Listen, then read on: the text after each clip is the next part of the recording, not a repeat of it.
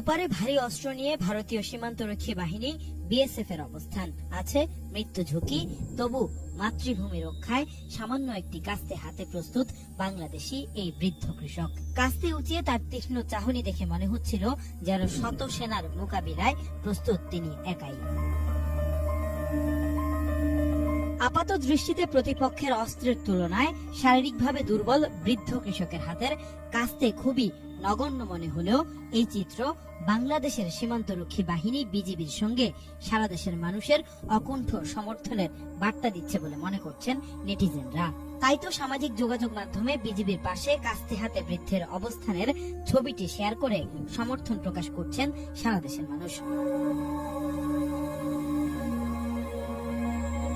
ফেসবুকে কাস্তে হাতে লুঙ্গি পরা কৃষকের ছবিটি শেয়ার করে এটিকে এদেশের মানুষের সাহসের প্রতিচ্ছবি বলে উল্লেখ করেছেন অনেকেই। কেউ কেউ লিখেছেন মাতৃভূমি নয়তো মৃত্যু।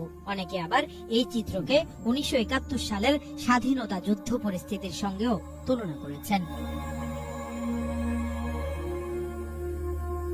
সীমান্তরক্ষী বাহিনীর সঙ্গে কৃষকের কাস্তে হাতে অংশগ্রহণ প্রসঙ্গে ফেসবুকে পোস্ট করেছেন উপদেষ্টা আসিফ মাহমুদও। তিনি লিখেছেন, বিনা যুদ্ধে নাহি দিব সূচগ্র মোদিনী। 2024 পরবর্তী বাংলাদেশকে আর কেউ গোলামির জঞ্জিরে বন্দী করতে পারবে না।